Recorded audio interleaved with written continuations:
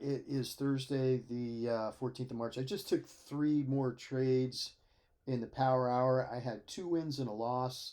The loss was really, you know, looking at it now as like, there's no way I should have been in that trade. No way. So I need to learn a lesson about being more discerning about my entries because the loss, there was just no way I should have taken it. As a matter of fact, I'll start off with that loss.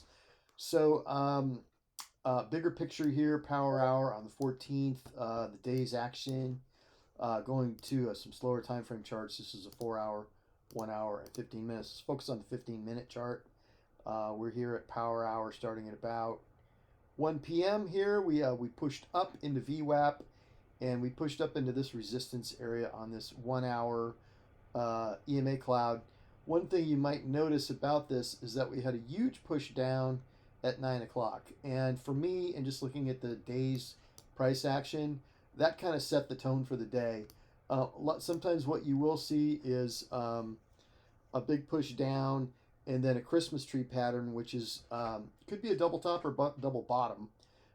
In this case, a double top makes more sense. You know, a continuation down pattern makes more sense because of where the EMA cloud is here. So what you could see here, one way of looking at this to catch a bias for the end of the day, is you can say big push down and then one bounce up, one top, pull back, two top, continuation.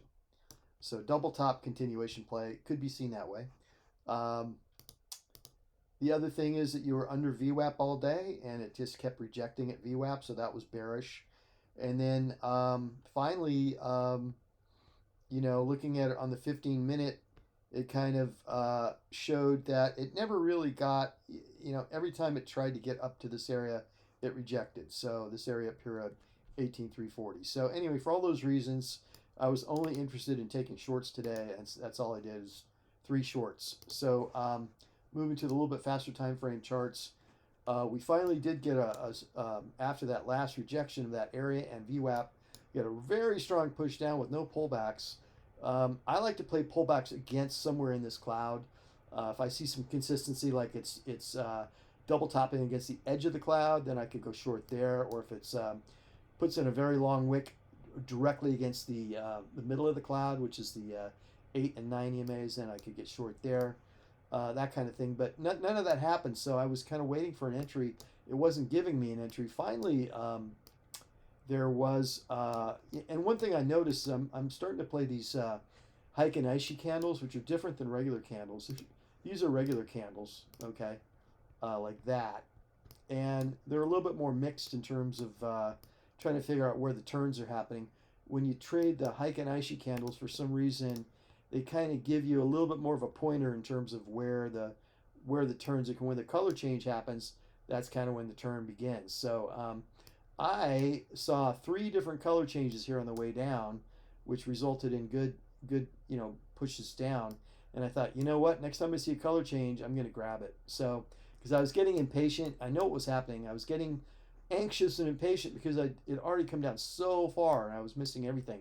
So when I saw a couple of green candle Heiken Aishi and then this red, I thought, okay, there's my chance. Well, it just wasn't really much of a red candle, was it? It was just barely a red candle. So I shorted here and got stopped out up here. So I said, okay, well, I still believe in it in the pullback in the down, believe in it to the downside. And now it's more in the area that I like to sell because now it's starting to react to all these candles are beginning to react to the edge of this cloud here. So I said, okay, let me try it one more time. And I tried it right here, and I did get a 1 hour win here. So I made back that loss with a win right there. And then I kind of continued to watch it and watch it and watch it. And it wasn't reacting to the cloud or to the EMA line in the middle of the cloud much until this point. And this point came and it finally touched the middle of the cloud, and then it changed color and dropped quickly. I missed it though; it all happened really fast. So I waited for the next one, The next one I really wasn't too convinced. I don't know. I just didn't feel. I wasn't feeling it.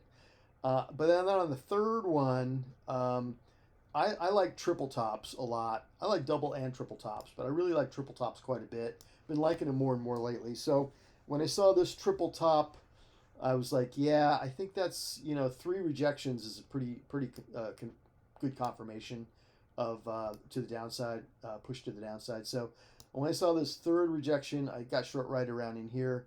What was it? Around 93, I think it was 94 actually. Sold at 94 and covered at 83.50 down here. So that was a very fast trade. I was in and out of that one in 46 seconds. So to end the day off, we got 2 wins and a loss. The loss again was, kind of a pity. Really shouldn't have taken that trade to begin with, I don't think. There was really no reason to be taking that particular trade at this time. That was right here. It wasn't really touching the cloud. It wasn't touching the EMA area that I like. And I just, it was born out of frustration and missing all this downside. So let that be a lesson to me. But then the next 2 trades were a little bit better placed. They worked out good. And it is what it is. I got this one here, and then I got this third wave here, right here. So I'll call it a day right there with about a 2R wins and 1R losses. I'm sorry. I had a winner earlier this morning too, and a scratch.